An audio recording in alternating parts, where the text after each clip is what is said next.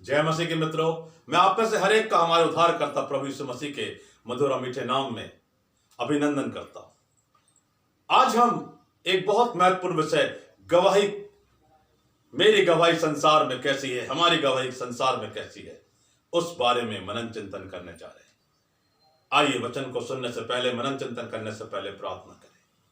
हमारे उद्धारकर्ता प्रभु यीशु ख्रीस्त, हम बड़ी नम्रता और दीनता के साथ आपके चरणों में आते हैं, आपकी दया और आशीष मांगते हैं। बुद्धि और ज्ञान दीजिए कि जो कुछ भी हम वचन से सीखें वो हम सब के लिए आशीष का कारण बने, लाभदायक हो और आपके पवित्र नाम की महिमा हो। आपके मधुर और मीठे नाम में दुआ मांगते हैं, आमीन। अजीजों, आज का संसार निरंतर तकनीकी रूप से बढ़ रहा है।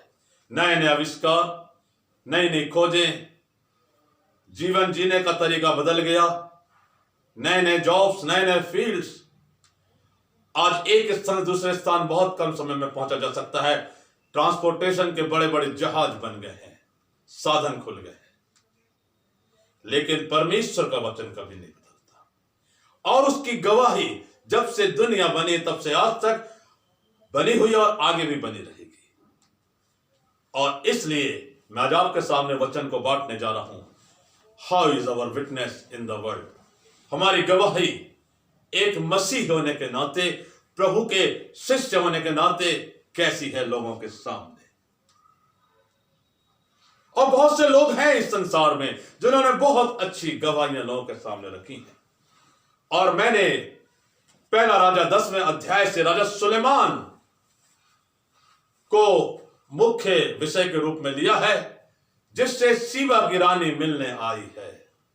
और सुलेमान कितनी शानदार गवाही प्रस्तुत कर रहे हैं, यह हमको देखना है। सुलेमान दाऊद का पुत्र, और उसके जीवन में बहुत सी खास बातें हैं। कुछ बातों को हम जल्दी से देखने की कोशिश करें कि उससे प्रसन्न होकर परमेश्वर ने कहा, तुम उससे मांग, तू क्या चाहता है। जब वो राजगद्दी पर विराजमान हो गया तो राजा सुलेमान ने बड़ी दीनता से परमेश्वर से प्रार्थना की कि मुझे बुद्धि दीजिए।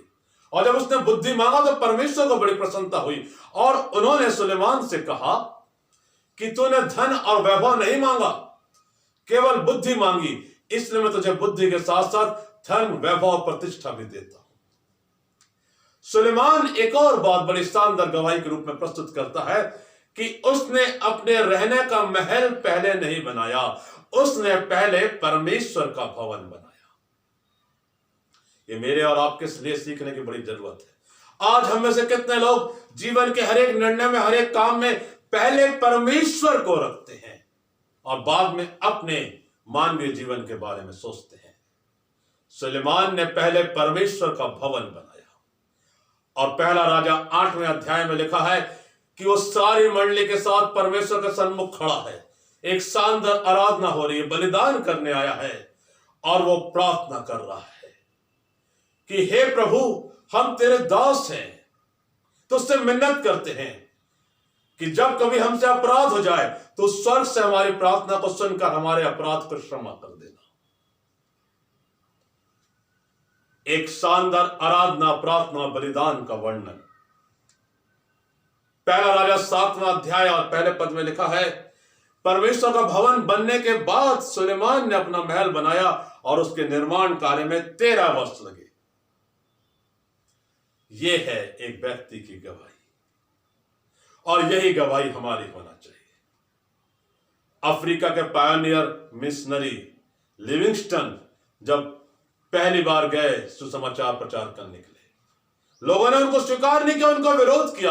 वो प्रभु यीशु मसीह के नाम से वचन को सुनना नहीं चाहते थे वे लोग, लेकिन उन्होंने हिम्मत नहीं हारी, बड़े डेडिकेशन के साथ गए थे, वो प्रार्थना में लगे रहे, उनके सामने नम्र और दीन बन गए। उनको वो बात याद थी कि जैसा प्रभु ने अपने आप को नम्र और दीन कर दिया, संत पौलुस फिलिप्पियों 2 अध्याय में लिखते हैं, उसने दास का स्वरूप धारण किया और अपने आप को शून्य कर दिया।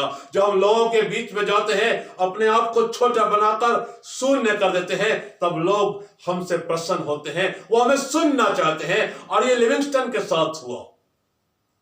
ये शानदार गवाही का शानदार नमूना है। और उसके बाद उनकी मेहनत रंग लाई और बहुत सारे लोगों ने प्रभु यीशु मसीह को अपने उद्धारकर्ता के रूप में स्वीकार किया। पहला राजा 10वें अध्याय में वर्णन है कि शीबा की रानी सुलेमान से मिलने आई है।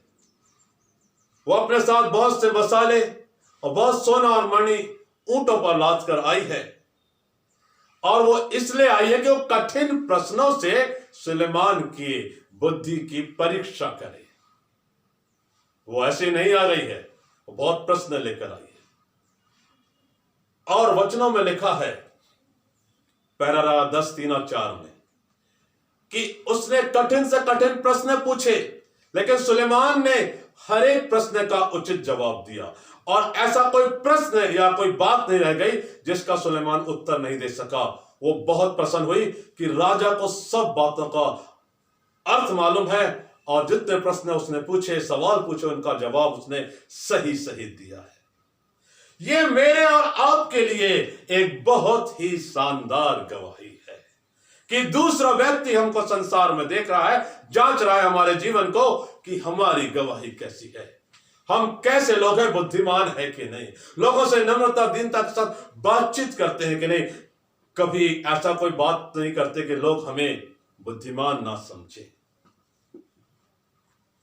भजन संहिता पुस्तक में दाऊद कहते हैं, परमेश्वर का वचन हमें सिद्ध करता है और साधारण लोगों को बुद्धिमान बना देता है। जो लोग परमेश्वर के वचन पर दिन रात मनन करते हैं, उसके अनुसार अपने जीवन में चलते हैं, जहां भी नौकरी करते हैं परमेश्वर के भय में चलते हैं, जो धंधा करते हैं, बिजनेस करते हैं परमेश्वर के भय में करते हैं, अपने सह यात्रियों के साथ जब यात्रा कर रहे हो, सहकर्मियों के साथ जब काम कर रहे हो, वो बुद्धिमानी के साथ बातचीत करते और नम्रता दीनता के साथ बातचीत करते हैं, तो दूसरे लोग उनके द्वारा प्रभु यीशु मसीह को जानते हैं। और ये एक शानदार व्यवहारिक गवाही है। मुंह के शब्दों से ज्यादा हमारे कामों से हमारी गवाही प्रकट होना चाहिए, जैसा स्वयं प्रभु यीशु मसीह ने परमेश्वर के प्रेम को, परमेश्वर के कार्यों को अपने जीवन के द्वारा प्रकट किया। आज सारे संसार में प्रभु यीशु मसीह के सबसे ज्यादा अनुयायी ऐसे ही नहीं हो गए, क्योंकि उन्होंने परमेश्वर की गवाही लोगों के बीच में दी और लोग आशीषित हुए, बीमार चंगे हुए, अंधे देखने लगे, लंगड़े चलने लगे, और जो दुखी आत्माएं थी उन्होंने शांति पाई, और जो पापी थे वो बचाए गए। That is the story, true story of the saviour of the world. और यही बात प्रभु यीशु मसीह हमारे जीवन में चाहते हैं। उन्होंने कहा है, तुम जगत के अंत तक मेरे गवाह ठहरोगे और मैं जगत के अंत तक सदा तुम्हारे साथ हूं। एक उनका प्रॉमिस है, प्रतिज्ञा है कि वो हमेशा हमारे साथ खड़े हैं। क्या हम उसकी गवाही देने के लिए खड़े हैं? ये बात मुझे और आपको सीखना है और अपने जीवन में निरंतर पालन करना है। तो पहला राजा 10वां अध्याय पद 3 और 4 में हमारे मनन चिंतन के लिए पढ़ना चाहता हूं। लिखा है वचन में, सुलेमान ने उसके सब प्रश्नों का उत्तर दिया, कोई बात राजा की बुद्धि से ऐसी बाहर ना रही कि उसको ना बता सका। तब शीबा की रानी ने सुलेमान के सब बुद्धिमानी और उसका बनाया हुआ भवन और उसकी मेज पर का भोजन देखा।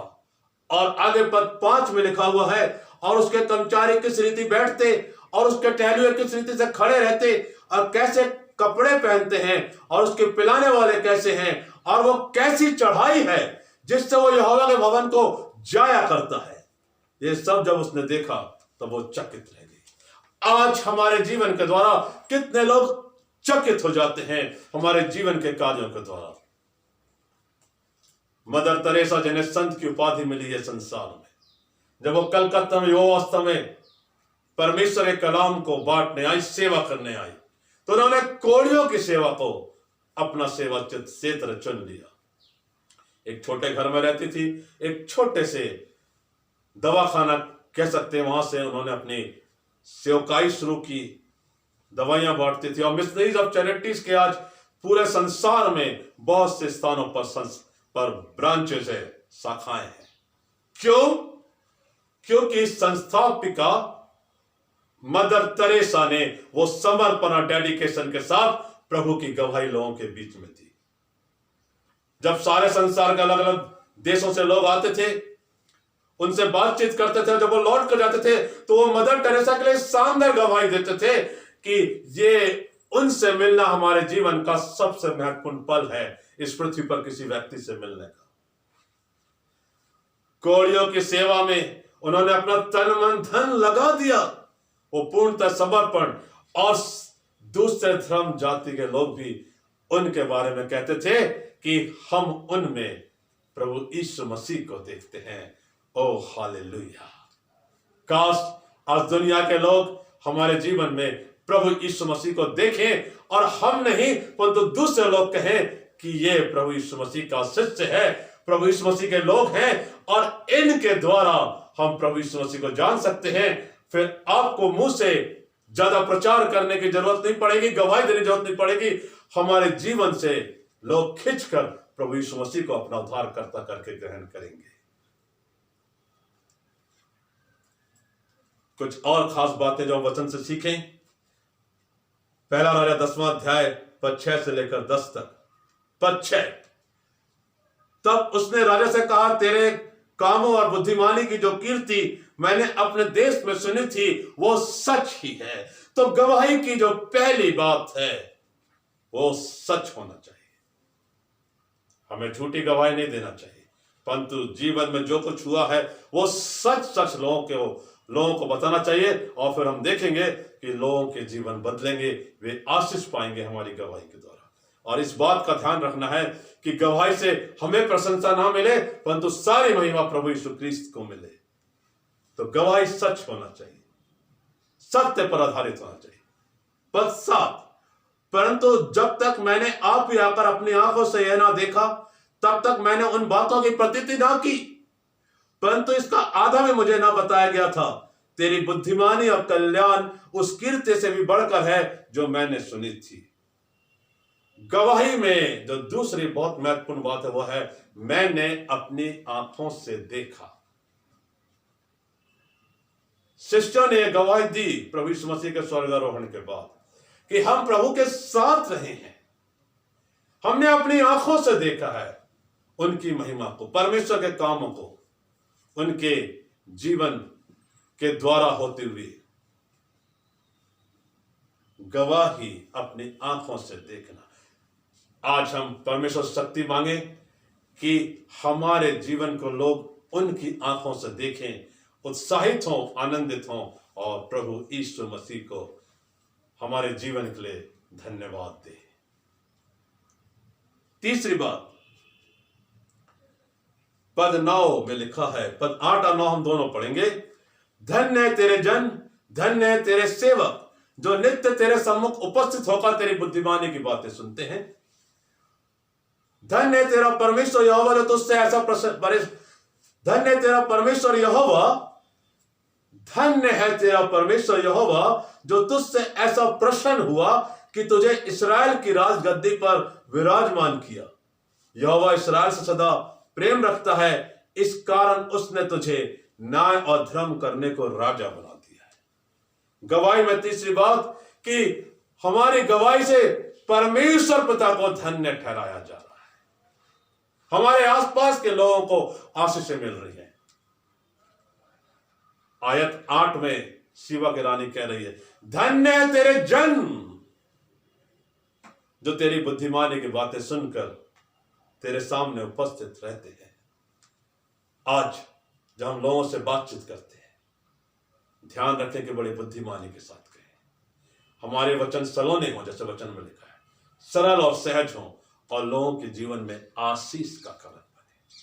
फिर हम देखेंगे कि लोग हमारे जीवन के द्वारा प्रभु यीशु मसीह को जानेंगे और फलवंत होंगे। यह भी लिखा कि धन्य है तेरा परमेश्वर जिसने तुझे इज़राइल की राजगद्दी पर विराजमान किया है। काश आज लोग कहने पाए कि धन्य है तुम्हारा परमेश्वर